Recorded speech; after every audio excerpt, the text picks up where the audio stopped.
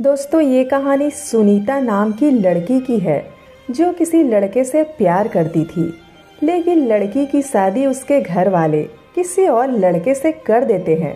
तो चलिए जानते हैं उस शादी के बाद सुनीता की ज़िंदगी में क्या हुआ।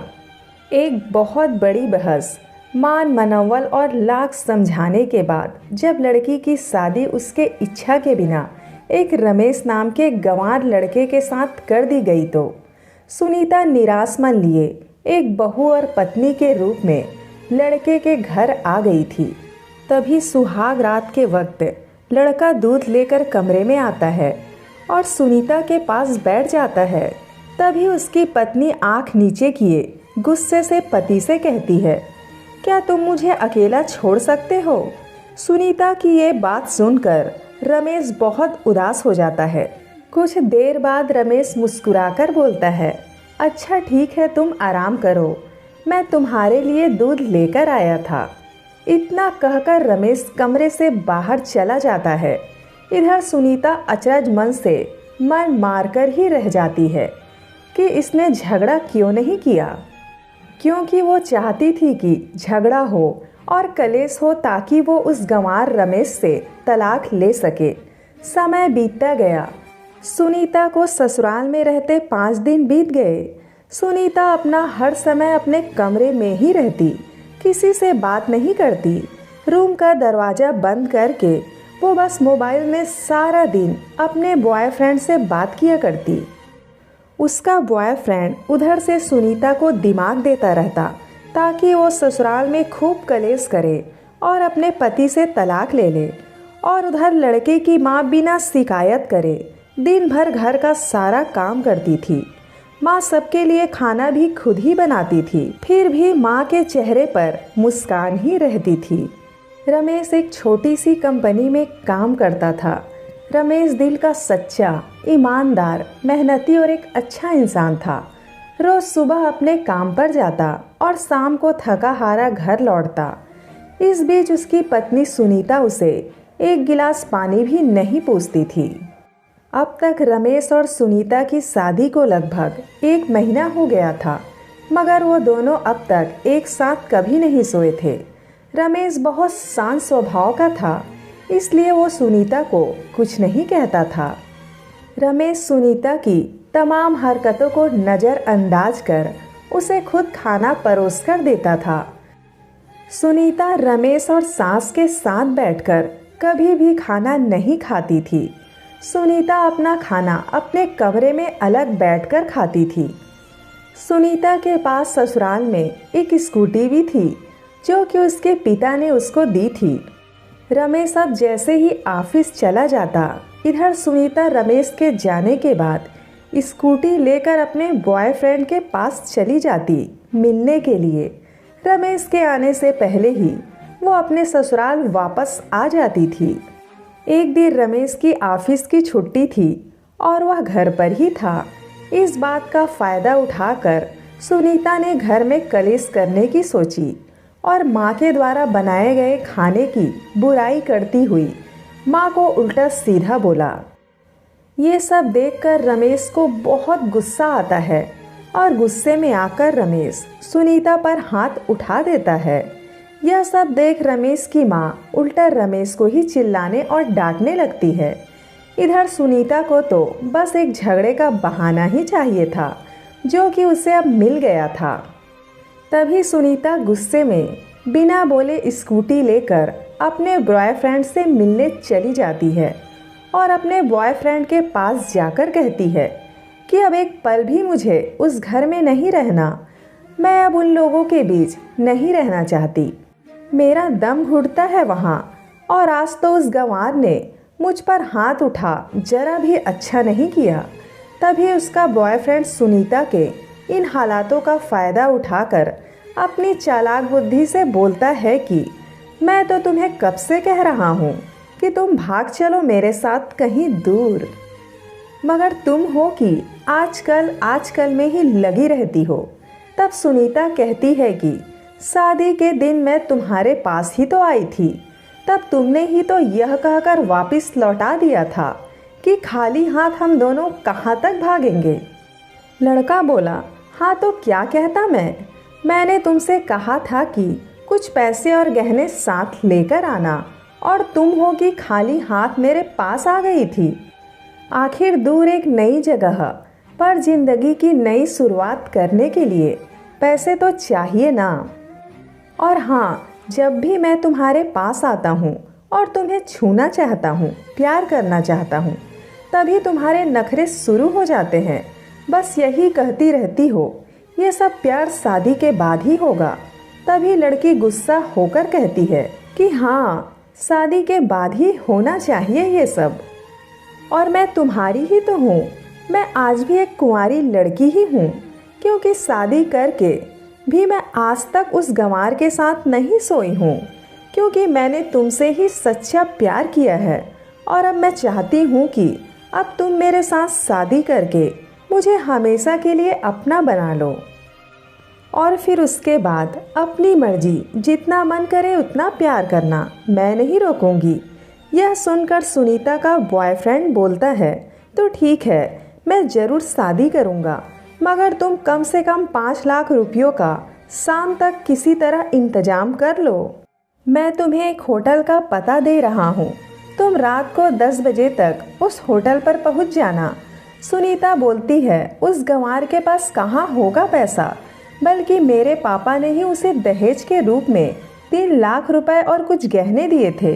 गहने तो मेरे पास ही हैं, मगर सारे पैसे उस गंवार ने अलमारी में लॉक करके रखे हैं।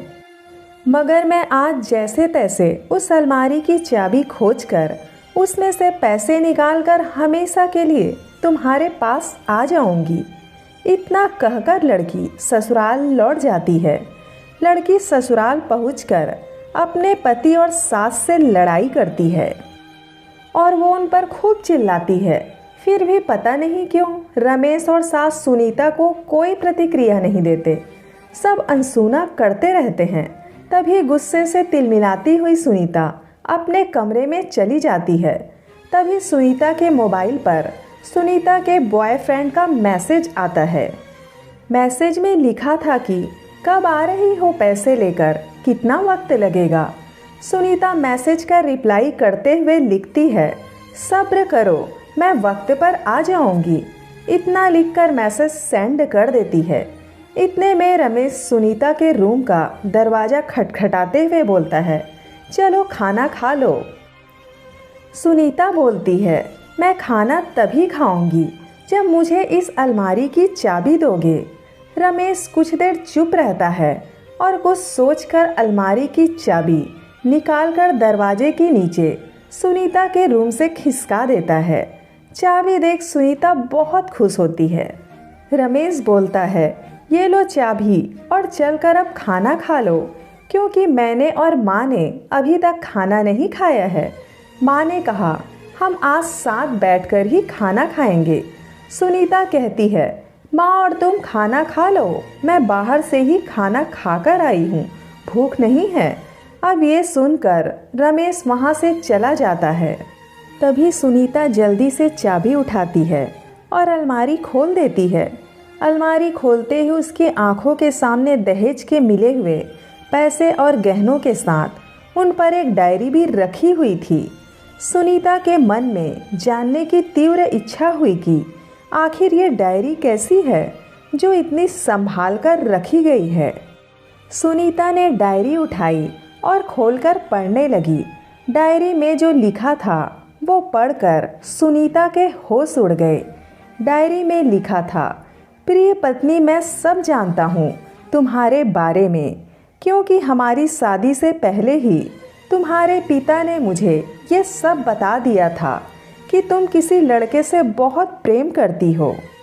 मगर तुम्हारे पिताजी ने सब पता लगा लिया था कि जिस लड़के से तुम प्यार करती हो उसकी पहले भी शादी हो चुकी है। वो लड़का पैसों और हवस की खातिर पहले ही कई लड़कियों को धोखा दे चुका है। पर आपके पिता जो आपको उस लड़के के बारे में कुछ भी ना बता सके, क्योंकि उन्हें पता था कि ये जो इश्क का नशा है वो हमेशा अपनों को गैर और गैरों को अपना बना देता है। उस समय तुम्हारे पिताजी कुछ भी समझाते तो तुम ना समझ पाती, इसलिए तुम्हारे पिता ने मुझसे हाथ जोड़कर कहा कि मेरी बेटी का हमेशा ख्याल रखना। एक मजबूर बाप के मुंह से अपनी बेटी की कहानी सुनकर मेरी भी आंखों से आंसू आ गए और मुझे ये यकीन था कि एक अच्छा पति होने का सम्मान मुझे मिले या ना मिले, मगर एक अच्छा दामाद होने की इज्जत मैं हमेशा पाता रहूँगा। और मुझे दहेज में मिले सारे पैसे और गहने तुम्हारी अलमारी में रख दिए हैं, क्योंकि दहेज के नाम से मुझे नफरत हो चुकी थी। इसी दहेज की वजह से मैंने अपनी बहन और पिता को खो दिया। अपने अंतिम समय में मेरे पिता ने मुझसे कहा था कि किसी भी बेटी के बाप से दहेज मत लेना बेटा। इसके अलावा उसकी डायरी में यह भी लिखा था कि तुम मुझसे आज़ाद हो और कहीं भी जा सकती हो। डायरी के बीच के पन्नों में तलाक के पेपर रखे हैं, जहां मैंने पहले से ही अपने साइन कर दिए हैं। जब भी तुम्हें लगे कि इस गंवार के साथ नहीं रहना, तब तुम भी इस तलाक के पेपर पर साइन करके रख देना। फिर अपने सारे पैसे और जेवर लेकर जा सकती हो। ये सब पढ़ लेने के बाद डायरी के पन्ने आंसुओं से भीगने लगे थे। सुनीता को खुद पर बहुत गुस्सा आ रहा था। सुनीता पति के इस प्रेम और सादगी को समझने लगी थी। रमेश के लिखे हर शब्द सुनीता के दिल में प्रेम और सम्मान की लहरें पैदा कर चुकी थी। अपनी धुंधली आंखों से आंसू पोंछते हुए सुनीता ने डायरी का एक पन्ना पलटकर देखा तो वहाँ लिखा हुआ था कि प्यारी पत्नी, मैंने तुम्हें इसलिए मारा क्योंकि तुमने मेरी माँ को बुरा भला बोला। कौन बेटा ऐसा होगा जो अपनी माँ की इतनी बुराई सुनेगा, इसलिए मुझे माफ़ कर देना।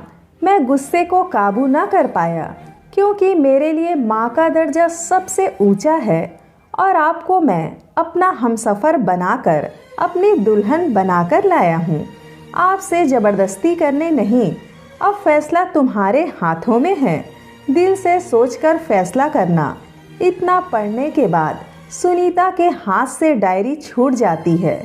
सुनीता फूट फूट कर रोने लगती है, मानो पश्चाताप से सारे आंसुओं को निकाल रही हो। इतने में सुनीता के मोबाइल पर फिर से बॉयफ्रेंड की कॉल आती है। यह देख सुनीता गुस्से से मोबाइल को स्विच ऑफ कर देती है और उसमें से सिम निकालकर तोड़ देती है। डायरी में रखे तलाक के पेपर को फाड़कर फेंक देती है। अब सुनीता को समझ आ गया था कि जिससे वो अब तक प्यार कर रही थी, उसे तो सिर्फ पैसों से प्यार था, जबकि सच्चा प्यार करने वाला तो मेरा पति ही था, जिसे सब कुछ पता होते हुए भी मुझसे इतना प्यार किया और पिता का सम्मान भी रखा। इतने में रोती हुई आवाज़ में बोलती है, मैं अपने पति का प्यार क्यों नहीं समझ पाई अब तक। फिर किसी तरह खुद को संभालते हुए अपने रूम का दरवाज़ा खोला और जाकर अपनी सास और पति के चरणों में गिर गई। माँ बहू को उठाकर अपने सीने से लगा लेती है। पति खड़ा देख रहा था और उसकी आंखों में आंसू भर आए थे। दोस्तों, इस कहानी से हमें यही सीख मिलती है कि किसी पर भी हमें आँख बंद करके विश्वास नहीं करना चाहिए और अपने अतीत से सीख लेकर अपने वर्तमान को सुंदर बनाएं और समझदारी से जिएं। सो दोस्तों, ये थी हमारी आज की कहानी। इस कहानी के बारे में आपका क्या कहना है, हमें कमेंट करके अवश्य बताएं और इसी तरह कहानी रोज़ सुनने के लिए वीडियो को लाइक कर दीजिए और चैनल को सब्सक्राइब करके उस घंटी को भी आल पर सेट कर दीजिए, ताकि हर आने वाली नई वीडियो का नोटिफिकेशन सबसे पहले आपको मिल जाएगा। धन्यवाद।